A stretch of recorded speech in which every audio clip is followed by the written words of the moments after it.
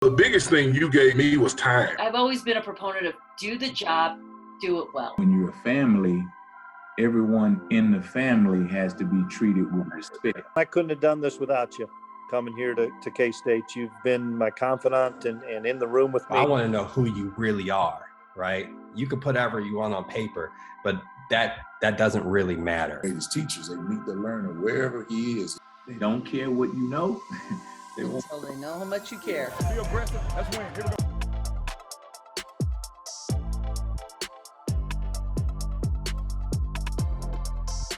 I'd like for you to talk to us about your journey from to becoming a head coach in the NFL with the Cincinnati Bengals to now where you are as a special advisor to the head coach at Arizona State University. Take us as briefly or as thoroughly as you like through your story, through your journey.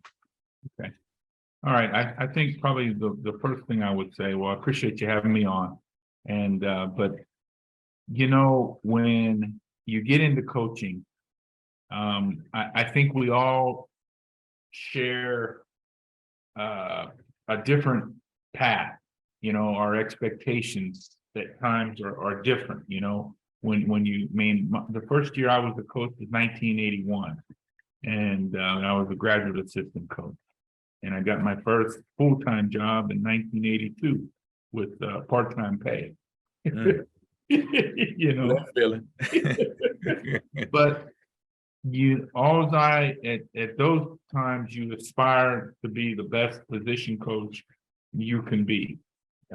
You try and grow as a position coach, as a recruiter, and so forth.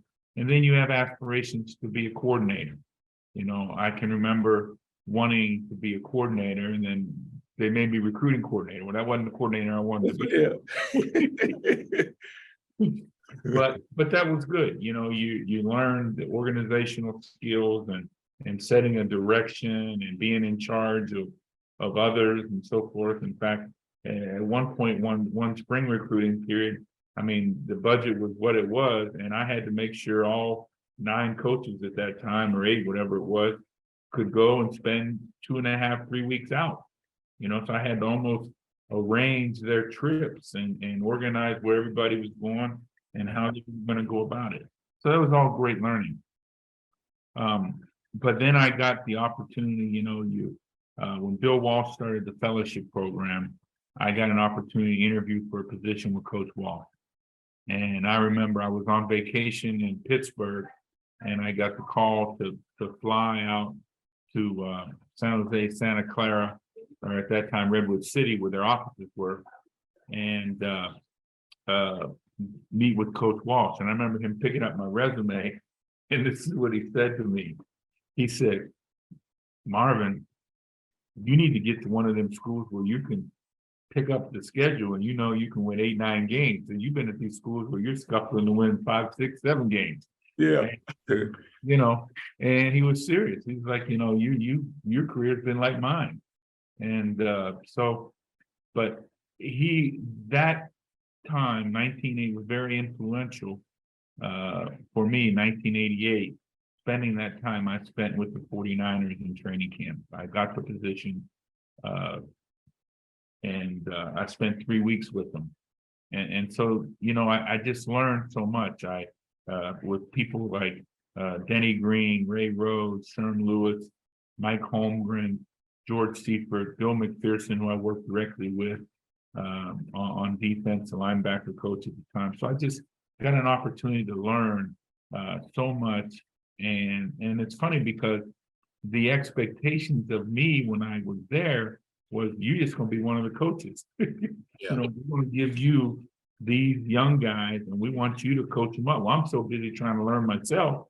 You know, I wasn't able to coach Bill Romanowski, who was a rookie at that time. Charles Haley was in the second year, but Keena Turner was injured. And so he was kind of with me all this time, kind of talking me through, you know, what the call was and what it meant and so forth. So then at that point, then all of a sudden I had a different outlook. And now my goals changed. Right.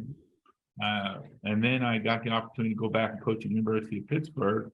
And at that point, now I am coaching elite players, guys that, you know, in 4 years are going to go to the NFL. Different than what college is now, but we can get to that. Because Right. they hoped that they could get to the next level in 4 or 5 years. Now they walk in the door and they think they're going to say goodbye to you in 3 years and be gone. Yep, exactly. So Goodbye for all kinds of reasons nowadays. yes, all kinds of reasons. It's just different. But that was really good. And then I got the opportunity to go. You know, I think when we're around coaches, I think one of the things is the network of people that you have and people that you touch or touch you. You never know when that person is going to be the person that helps you along your career, or you can give them a hand up in their career. And for me, that was Bill Cowher, who we had met at a football camp when I was really a sophomore in high school and he was a junior. And later on, I go and work with him and Marty Schottenheimer with the Chiefs. And Marty was from my hometown. And then later, Bill gets a job with the Steelers and he brings me upon his staff. So now I'm an assistant in the National Football League.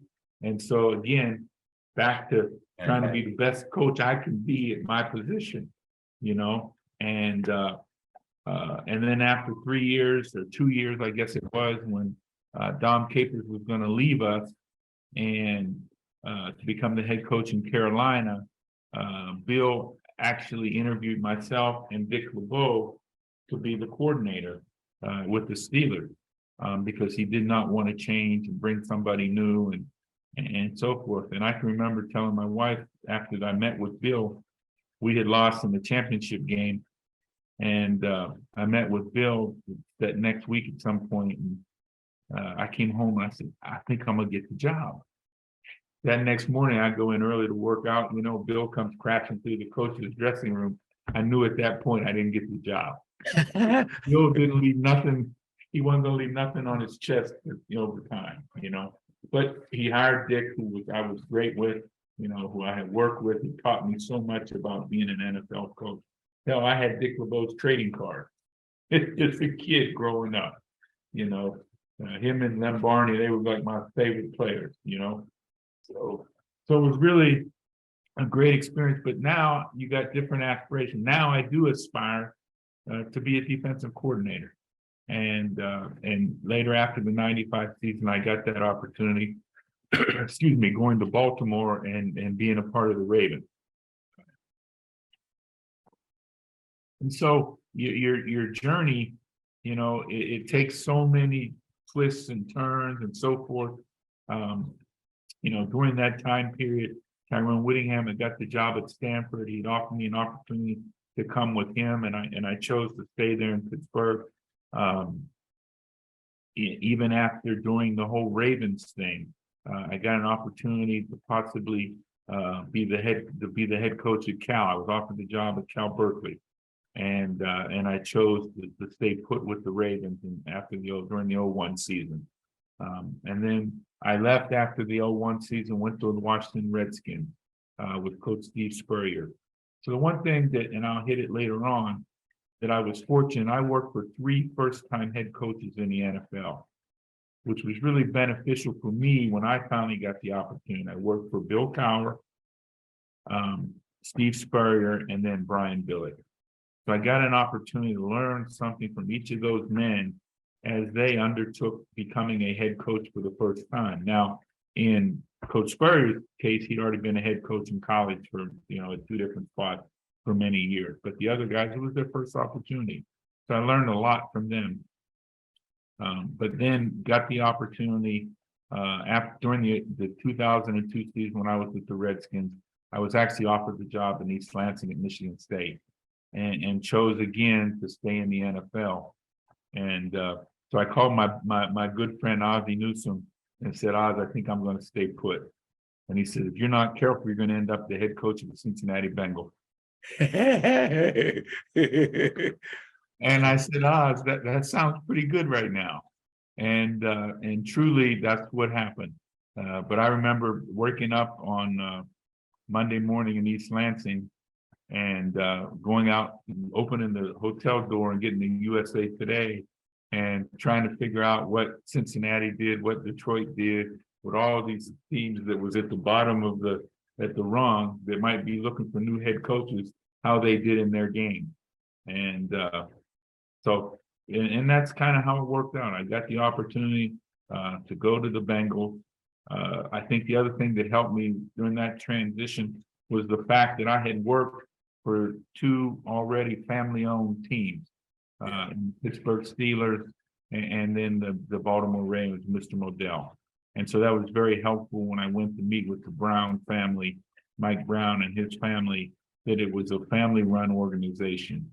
And that part was very similar to what I knew. So kind of my journey that way was that, but along the way, I also at one time interviewed for the job at the New England Patriots before Bill Belichick got it. And when they called and asked me to come for an interview, Brian came in and he said, "Do you have an agent?" I said, "No, I don't have an agent." He said, "Well, we got to get you an agent." I said, "Well, who's your agent?" So that brother was sitting outside, the black man was sitting out there in the lobby like a week ago. I said, "Oh." And so that was Ray Anderson, who now I work for here at ASU. And so that's how the whole thing at ASU has come about. When Ray took the job as athletic director, he said, "Hey, my daughter came to school out here in 03. She's lived here. We have 3 grandsons that we live about 10 minutes away from." And Ray said, "Hey, whenever you're done, I would love you to come help us with our program." And part of one of my responsibilities here, there've been many, but one of them is to help mentor our young coaches and our players, to help grow our young coaches and help them with their career aspirations, as well as our players and what's expected of them, and how do you get to the next level, and not just get there, but how do you stay there is probably my biggest thing, is trying to teach these kids how you stay at the next level, because they'll get an opportunity, but it's what you do once you're there, and trying to convince them of that. So that's kind of been my journey to where I am now. And even with being with Coach Edwards, and now with Coach Kenny Dillingham and his staff, and like Kenny says, I want you to be like the head coach, and when something's not right, let me know. And literally he talks to me every day about stuff that I see, and it's been great. Well, I tell you what, that is an amazing story. Again, I followed you, and many of those things I didn't know, but what I heard in your story, in your journey, is, man, you had an opportunity to be around some great coaches, not just what they do on the football field, but great men in terms of the way they develop coaches and the way they develop their teams and the leadership. And, I remember, as you were talking, I go back and I remember, when I was younger, I was always that kid who loved to go and visit like my aunts and uncles and grandparents. And I like to go and visit them just because I always wanted to learn from them. I always wanted to gain wisdom that they had. And so as I'm listening to your story, I'm thinking about, man, what that must have been like to be with those coaches on the 49ers staff, because that's like an all-star group of coaches that you had an opportunity to be around. And so that like I said, kind of hit me the right way. It literally was. And that's what, you now, I think the difference is these college staff with the analysts and everything is so huge.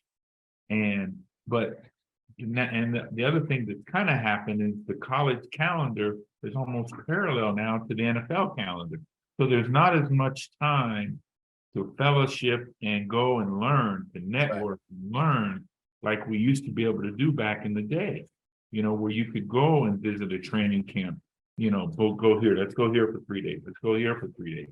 I mean, I think about it all the time, how much time I used to spend before we got started, in college coaching, and learn from these people, I tell Kyle Whittingham all the time, I spent so much time with his father, Fred Whittingham, when I was at Long Beach State and later at New Mexico, going and being with Coach Whittingham with the Rams.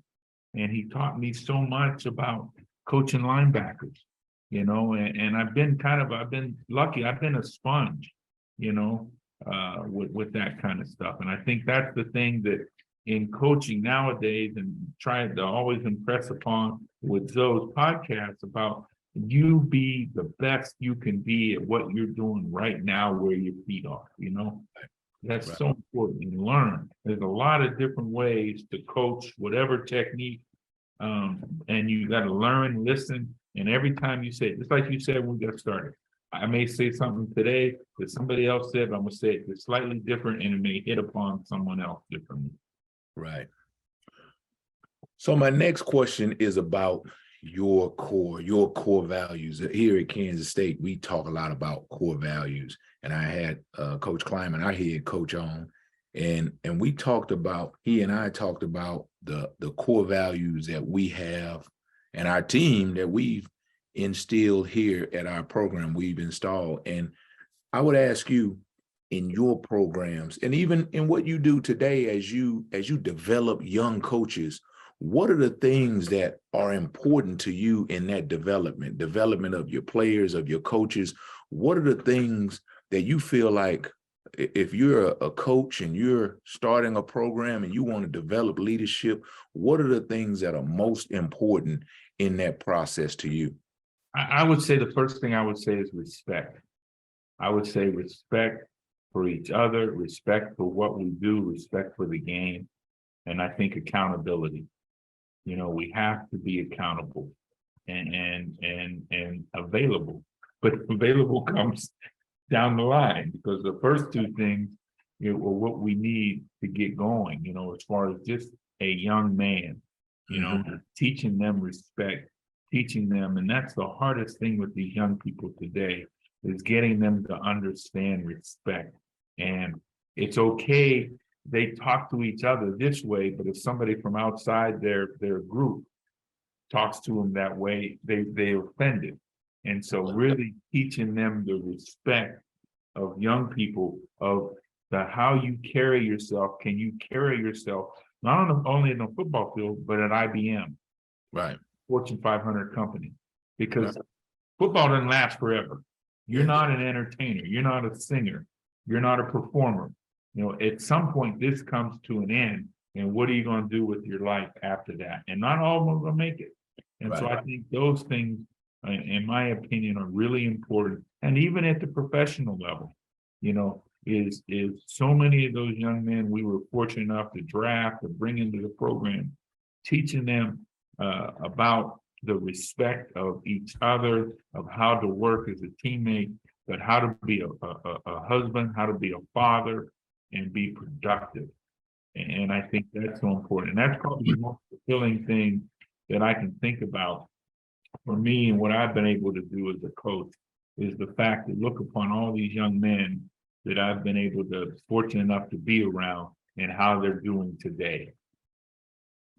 Yeah, I just kind of listening to you, I remember that was something you just said. I remember a few years ago, I had an opportunity as well to do the Bill Walsh Fellowship, did it with the 49ers. And I remember that experience, that, even though these were professional players, man, as I was talking to them, they reminded me of my players, even though these guys are making millions of dollars. And way back when I played, I didn't make millions of dollars. And so you kind of regard them in a different light, you know what I mean? And I think people in our society regard them in a different light because, you see the money, you see the money that they make, but they're still kids, right? When I say kids, I mean, they're still young men who are growing and who are developing and who need discipline, who want discipline, right? They want people to tell them the right things to do. They want people to help them, right? And so we have the people with gray hair, that's seasoning is what I like to call that. We had a responsibility to lead them in the right way because people did that for us, Right. So my next question and this is a cool one, and it'll be a cool one for you, is because you've been around some tremendous leaders over the course of your career and life. You've been around some tremendous leaders. And so I'm gonna make this, I say cool, but it's kind of difficult for you. But who are the best leaders that you've been around? And what are some things that those people taught you? I know it's gonna be tough. You know, when you kind of sent me this to prepare me a little bit. So you gotta, you sit and you think about it a little bit, because I didn't play for Newt Rockne, Right. but the high school coach I played for, who coached Marty Schottenheimer, and later Marvin Lewis, never cursed, but got his point across every single day. And so you learn from that. Yeah. I'll tell you that obviously I spent the last 4 years with Coach Edwards here, Herm Edwards, don't curse. Tony Dungy, when I got into coaching, and I'm from Pittsburgh, and Tony was with the Steelers, and when I would come home on Christmas vacation, whatever it was, and I would go into their office to try to watch tape, whenever it was, and Coach Dungy would make sure somebody there took care of me.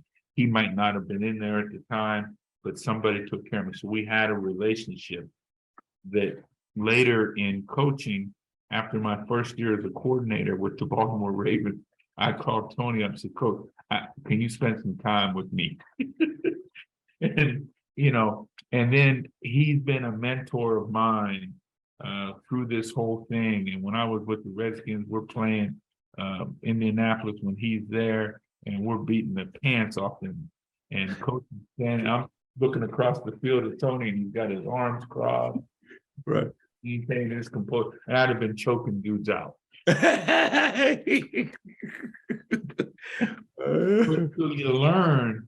you learn from people like that. Yeah. I mentioned Coach Walsh and what he meant. And the other thing he told me is, you're going to have an opportunity to be part of the best organization, professional sport. And I said, and he said, you know why? And I said, no, Coach. He just, because if I F it up, I can fix it. And so that's, again, that was a learning moment for me. And I tell people all the time, when you become the head coach, it's your responsibility to see the most, to see furthest, and see first. That's what your job is to set that direction, that goal each and every day, each and every week. You play the game, you reset the direction after the game, you reset it the next morning or next afternoon, you reset when they come back to start the next week of preparation, you remind them of it after practice each day, you hit it on the night before the game, and then you go into the game, and that's what it is. You pregame, and that's your role. That's your job, and you got to do it all the time. I remember playing a game when Carson Palmer was my quarterback at Tennessee, and we're winning the game, and it's kind of a 4-minute offense, and they call timeout. The last timeout, we got to get the first down, and I tell them run the running play, and I said, Carson, keep the ball. Fake the handoff, keep the ball. And does it, gets the first down, slides, game over. He says to me, comes to me out in the locker room after the game, and he said, that was pretty brilliant. And he said, how did you know to fake it like that? I said, Carson, I have to fake it almost, I fake it a lot of Mondays when I come downstairs with them. Oh, that's good. That's my job. Right. When I come downstairs and walk into that room, I got to be ready to go. Right. And I may have been in the dark room before like this, and just come down here and say, here we go. Roll up your sleeves, and we got to get at it. And but that's important.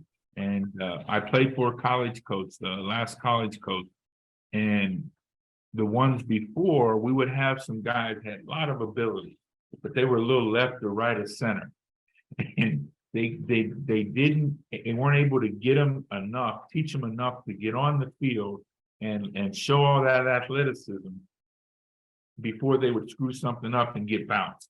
Yeah. last coaching staff figured out a way to pull whatever it was out of them. And I think that's the biggest thing I learned about when you bring somebody in, it's your job to pull what they got out of them, help them help you, and let them see how they can be productive as you teach them to do other things more productively. Yeah. What do they do? And let's make sure we can do what they do best. So they have success. So they enjoy what they're doing. So they come back the next day eager to learn the next thing. It's so important. So we've had at Kansas State, we talked about it earlier. We kind of alluded to it earlier, the transfer portal. And so here at Kansas State, we've had the benefit of getting guys in the transfer portal, guys who, and I won't say had trouble at other places, but for whatever reasons, they didn't have the success. And like you just said, you know, I think we've done a really good job of grabbing kids and saying, listen, this is fresh, wiping the slate clean. And like you said, taking direct responsibility in developing those. But sometimes what you have to do is you have to let go of what they did, right? You have to say, okay, listen, man, it's new. Let's start out new. And I'm going to give you a new chance. Even not even from a transfer portal standpoint, but from a kid who is on your team, who has been Mr. Can't Get Right. Yeah. Right. Today, let's start over and let's do it now. You know what I mean? And I think that's so important because early in my life as a young man, I made some mistakes. You know, I jacked some things up. And so it was because of coaches who said, nope, I'm not going to let you go down that path.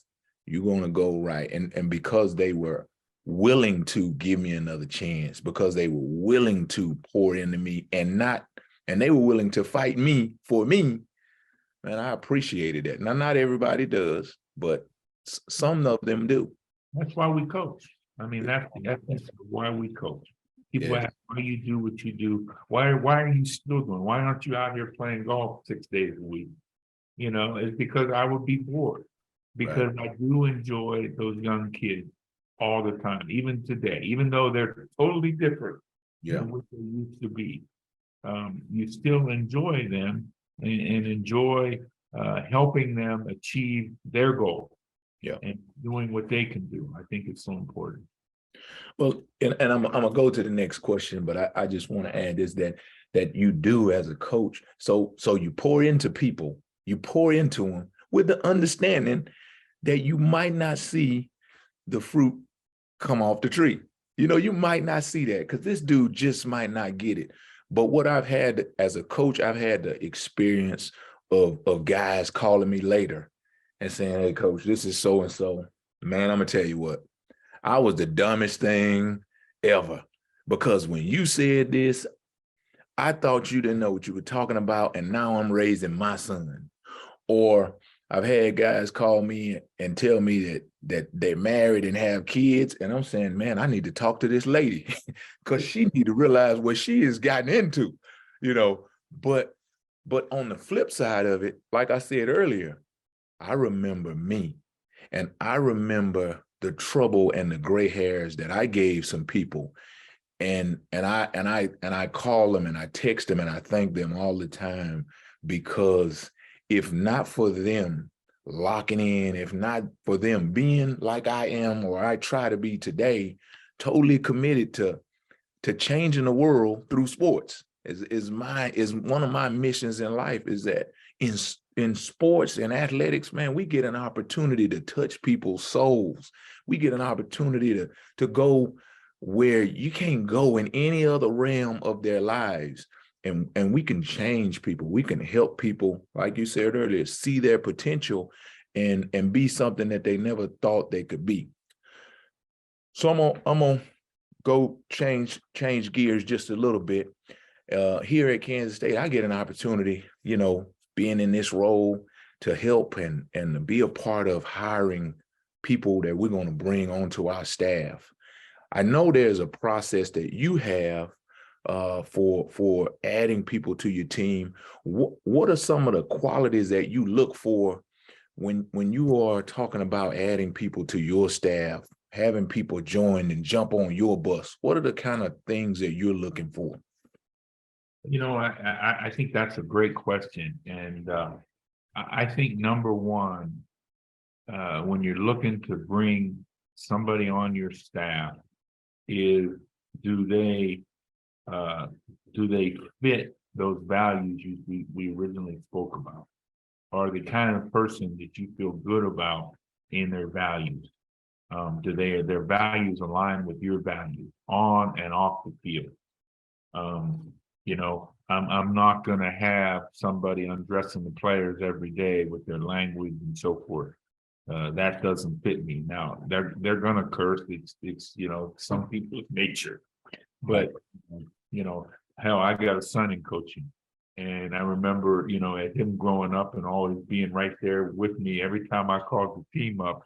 And when I heard him curse for the first time, I was like, "Well, where'd you learn that?" He said, "From you." and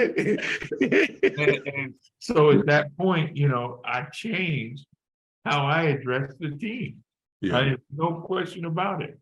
With him being 12, 13, 14 years old, whenever it was, you know, how I addressed the team was different. But I think that's part of it. I think secondly, I want somebody that's an expert at what they do. Yeah. I want, you know, I really do want to try and bring somebody that has an expertise in as a position coach. Now, there's also other people who you feel like have great potential because they're a great communicator. Because I think that's the next part. We as coaches are teachers, and they are a great communicator as a person, and you see that upon them, and you see that down the line, and you can see that vision of them growing to they achieve certain levels and so forth. So communication and being able to communicate is so important. I think as coaches, we have guys who are great X and O coaches. We have other guys who can reach inside and pull the best out of these young men. And so you got to have a blend of people on your staff like that. You know, to me, with like professional football, it's always been important to me to have some ex-players. Right. The ex-players, they garner another level of respect sometimes because they played the game at a certain level.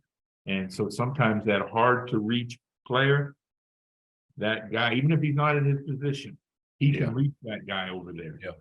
Because they respect him from what he was as a player. And they know how he carried himself. And he also has a perspective, because there was somebody he coached, he worked with, he played with, that was like that player. Yeah. and they were able to draw him forward. And I think that's really important to me that way. And, you know, really, when we go through the interview process, them coaching me as though I'm a rookie player or a freshman player at their position. And how do they communicate to me? How do they bring me forward? And I think that's really important that way. And you know, you're going to get recommendations from friends and people that have worked with them and so forth. And I think the other part of that, and I remind, is to be forthright. You know, I've been upset with some guys who haven't quite been forthright with me. And now I've put a coach on my staff who's in over his head. Yeah. But now he's my responsibility. And so now I have to go in and I got to work double time to help him get better at the things that he needs work at. And, you know, and then I'll let them know, you nickied me, you know. Yeah. They told me something different, you know. Oh, yeah, I probably should have told you that. Yeah, you should have told me. Yeah. And let me make my own decision, but at least I know what I'm starting with and where I need the help right away. Right.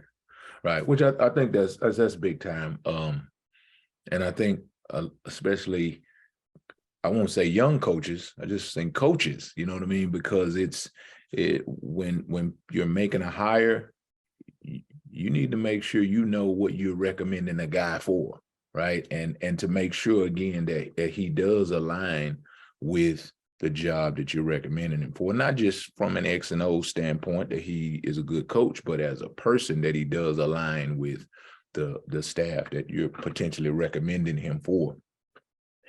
And, you know, I think, again, from your seat or the seats you've been in, it's a big time deal to be able to get that right.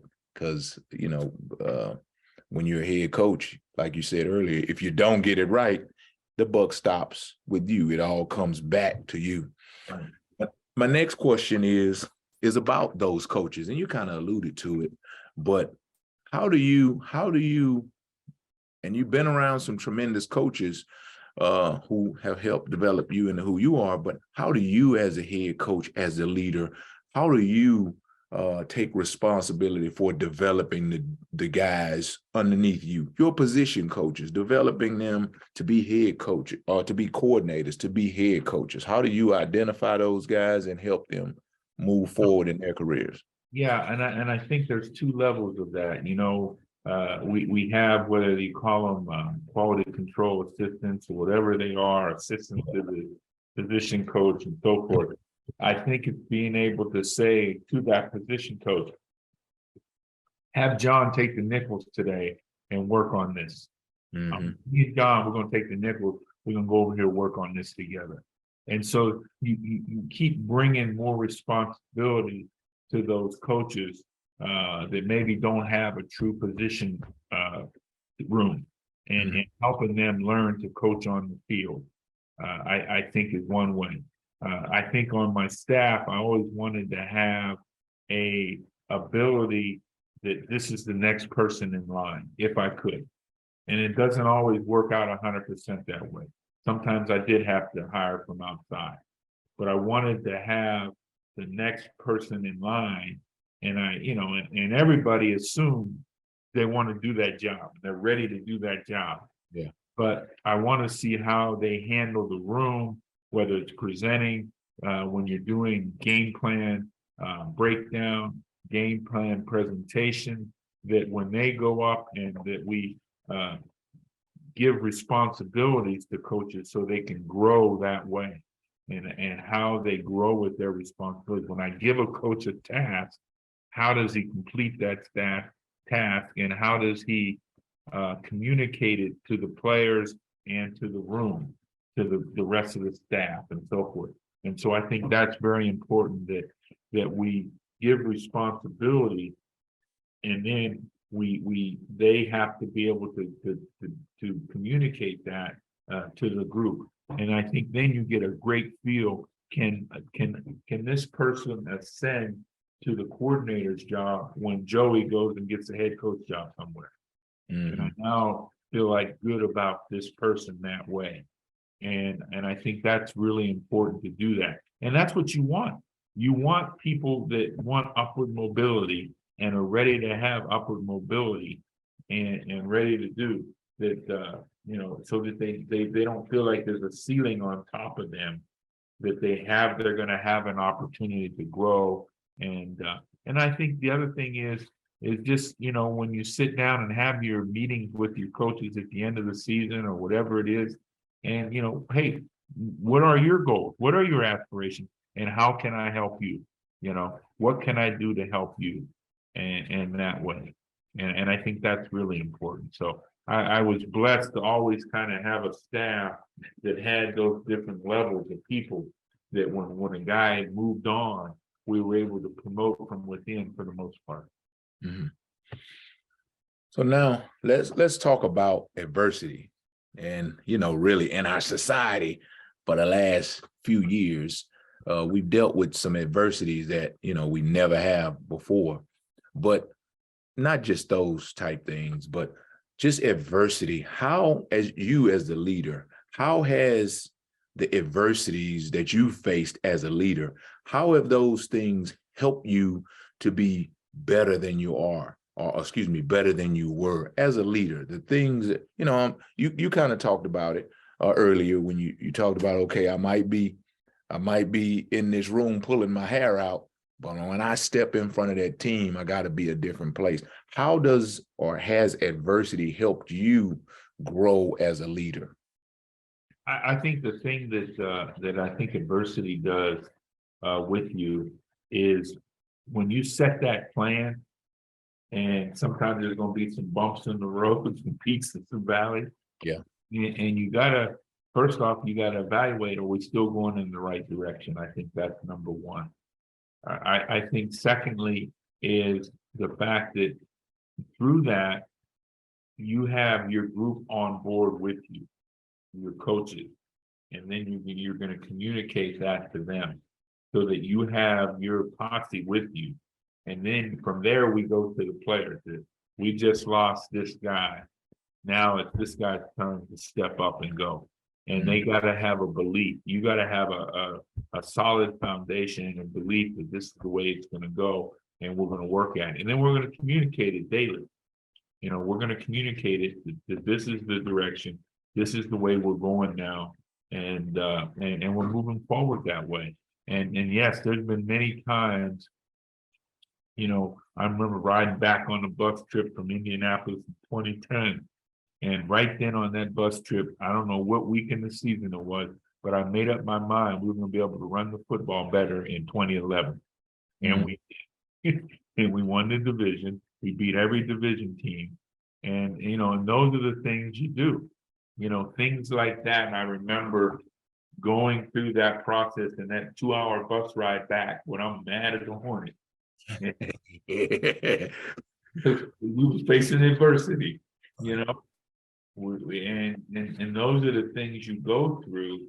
I think as a leader, and every time somebody becomes a head coach and they say, "What should I know?"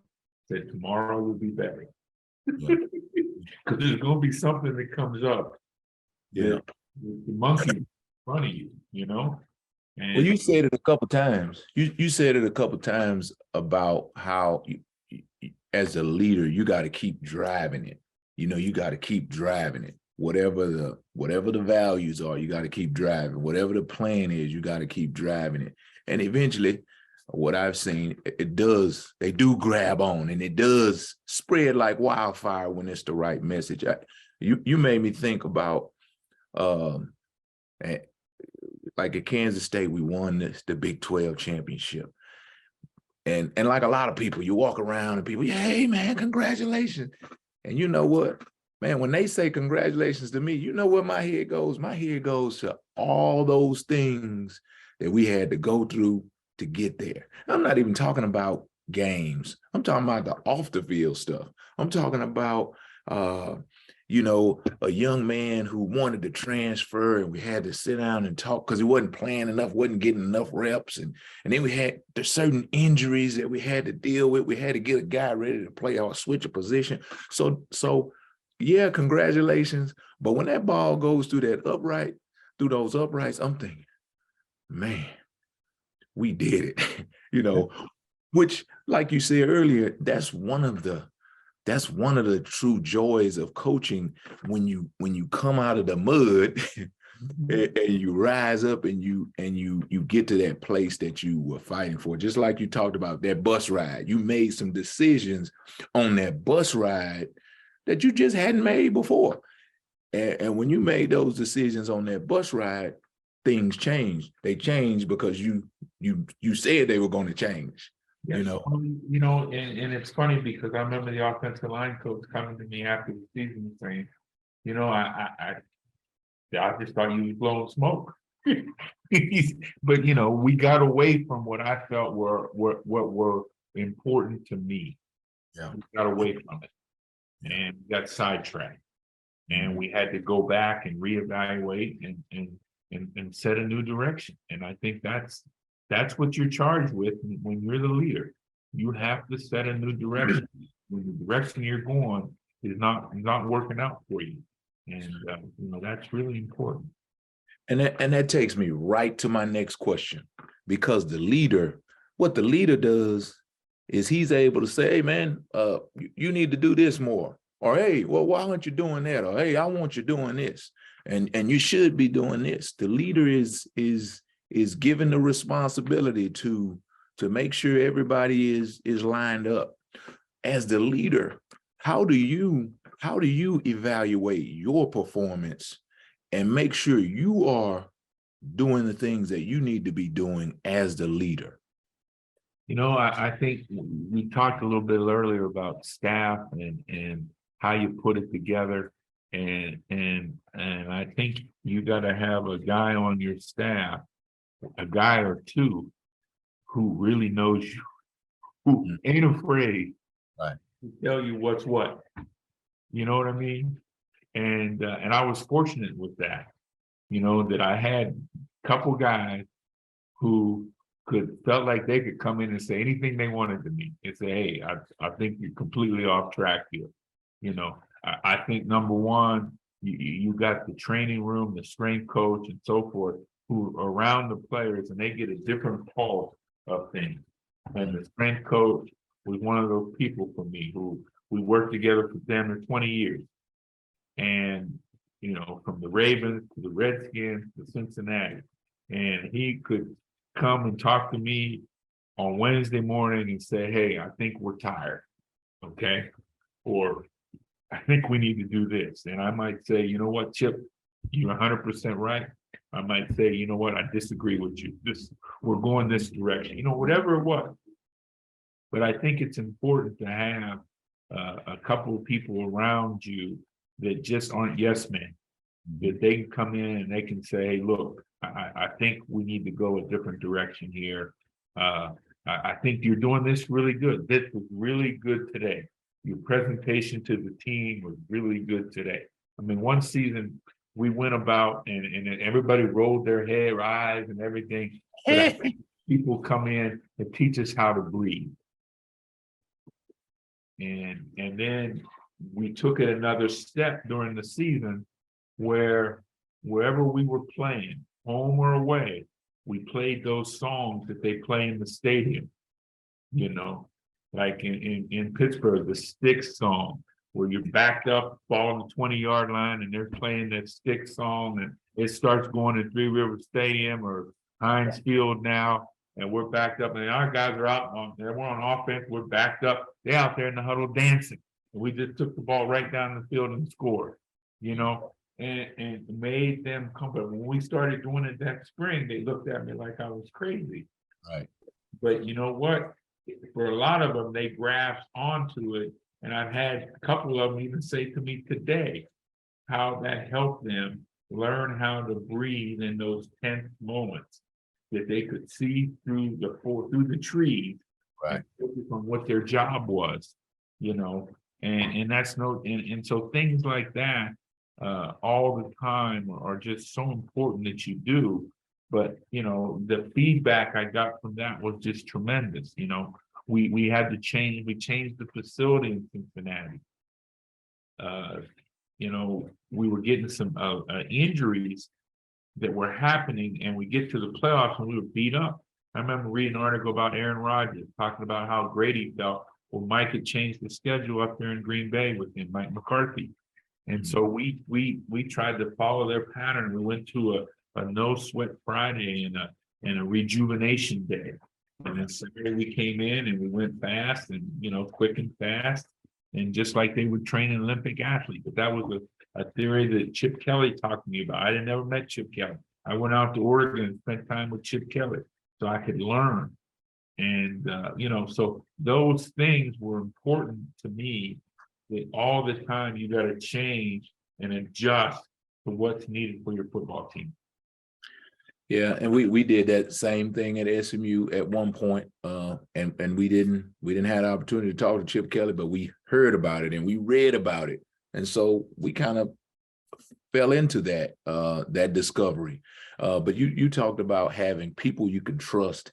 Sometimes you don't want to listen, of course, but when you have, I remember when I was at SMU as the defensive coordinator, and God knows I made quite a few mistakes, but I had people who were confident enough to come in and to tell me, man, you know what, I don't know about that. And there were points that I didn't listen. And now as I review, I think, man, that was dumb. You should have listened to that. That was a great idea. That was a great thought, but you thought you knew it all, you know. But then there were some other things that I did listen to. And I think, you know, kind of like what you said earlier, when you have people that you can trust and they are confident enough to tell you, because when you're the leader, many people, they will let you drive the bus off the cliff, and they will just sit in. And I always tell people, listen, if I recognize we're going off the cliff, I'm about to say something. You know, you may push me out of the bus, but I'm not going off the cliff, you know. But when you have people who are confident enough to tell you that we're not going in the right direction, again, that's an expression of them caring about you. But then, even if you don't do what they say, it at least makes you go back in your own private room and think about it. You know what? Maybe, man, at least let me think about that, you know. And you might not agree. Yeah. No, I call them the slap coach, and it just slap you back to reality. You know what I mean? That's right. You know, and I was fortunate that I worked for Mike Brown, who was the son of Paul Brown. And when we talked every day, you might talk for 10 minutes, you might talk for an hour. And he might say, you know, this is how my dad saw it, or this is how my dad did it, or that's really good how you did that, or what do you think about this? You know, so I also had that kind of backing, you know, from him, from the guy I was working for, you know, because believe me, his family, his daughter, who was in football, they're still in football all her life, she had questions. You know what I mean? And you need that. That's not a bad thing. You need a system of checks and balance. Well, my final question, and this one really is always a cool one for people. And this question causes you to reflect on when the younger Marvin Lewis, right? If you could go back and talk to that dude, right? And you could tell him some of the things that you know today that we're all sure would help him. What are the things that you would tell young Mr. Lewis to be able to help him with his struggles of that time? Well, you know, I got a young Mr. Lewis who's coaching in the XFL. So. Yeah. So you telling him what nobody could have told you back then. And I think the one thing, and we talked about it early on, is I had patience. And I think that's still so important, that you gotta have patience. You have to realize that there's a lot of different ways to do things. And I think that's important, that if you learn and you listen, you be a better listener probably than anything. And you know, I think in many ways, I mean, I think I was fortunate that you know, my goals and my aspirations weren't where I ended up. Never thought about those things. And so I think that's fortunate. And that's what I would say to young coaches today. And it's hard because it's more competitive, you know, like we talked about, you know, I don't know how many analysts y'all have at Kansas State, but I know there's 10 sitting at ASU, you know, and so that's 10 more young guys, you know, various experience that are in the job market all the time. And that's important. I mean, there's a couple young kids, young brother there that I've been so impressed with. And, you know, he needs a chance to coach. Yeah. You know, he played for the defensive coordinator at Bowling Green. He followed him to from Bowling Green to Syracuse, to Reno, to Washington State, now at ASU. I mean, you know, and those are the, you know, that's why I'm doing what I'm doing. I'm gonna help him get a break. Yeah. I hope one day, right. You know, but that's what I would say, you know, and to me, he's the epitome of patience, you know, you know, getting to know him over the last 2 months, 3 months, dude is patient, man. Yeah. You know, again, that's what is one of the things that this coaching world is about. I was reading about the coach at FDU who won the basketball game, beat Purdue the other day. Reading that this dude coached Division II and Division III basketball, and I talked to my players about this. That this guy 20 years in Division II and Division III. I never been to a Division II, Division III basketball game, but I think they have about 200 or 300 people at the games. And all of a sudden he gets his shot, right? He gets his shot. And then upon getting the shot, he ends up beating Purdue, beating the #1 seed in the tournament. And so, like, we would think that that victory came about 2 or 3 weeks ago or 2 or 3 months ago when his season started. But man, this dude he been plowing and chopping wood for 20 years, coaching in front of 300-400 people. And then here's a moment. And so my message to my players was, man, just keep working. Yeah. Somebody gonna see it somehow, some way. You said it earlier. You never know who's gonna help you be able to get over that fence. And when you get that opportunity, you're prepared because of all the things you have done leading up to that. I told my son, I used the same phrase the other day with him: just keep chopping wood, bro. Keep your head down, keep chopping wood. Yeah. When you call upon your guys, make sure they're ready. Don't care about how many of them you got on the field. That ain't up to you. You ain't coordinated it. But when your guys called upon, make sure they're ready to go. And that's what it's all about. That's all you can do. And having that patience. Don't talk about how much money you make. Don't tell them, but I need to do this, I need to do that. Just handle your business where you are, right where your feet are, and good things can happen. And that's part of the life. It really is. Tyrone Willingham said it many years ago. And so Coach Willingham recruited me out of high school. But he said it many years ago at an AFCA conference. It was actually at a BCA meeting. And he walked up there to the stage, and you've been to the BCA meetings back in the day. What was about to go down. The first one. Yeah, really? Wow. The first one in Chicago. Wow. Well, man, I'll never forget him walking up to that mic, and he said, listen, guys, the thing that you better understand is no matter what you can say about whatever you want to talk about, you want an opportunity, you got to get your product right. Get your product right. And I'll never forget that. And as a coach, I'm always thinking about that. What is your product? It's you, it's your players, it's your brand, all of that is your product. Get your product right. And man, God does not give you the passion to do what you do, to not allow you to do it where you want to do it, and to not allow you to do it in the best place to give him that glory. Well, Coach, man, I appreciate you. I appreciate your time. I appreciate your leadership more than you even know, more than you'll ever know. I'm sure that there'll be a lot of lessons that people can glean from this podcast. Oh, I appreciate you letting me be a part, and look forward to staying in touch, and good luck with y'all. And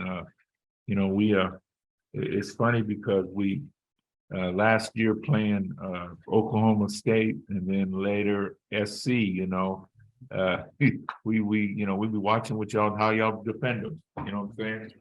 Well, listen, man, it ain't none of it is ever easy, but you know that it's not easy. Not easy. The offensive coaches, they learning how to cheat. You know what I mean? Well, they evened it out with a quarterback, runs 11-on-11 football. That's right. We had an advantage for a little bit. Yeah, we need 6'9" quarterbacks who can't move. They don't have any more of them. Oh, no, they don't have any more. That's funny. We played Stanford and Washington last year, and you're able to beat up on them because quarterback, and we know where you're going to be. Thank you, Coach. I appreciate it.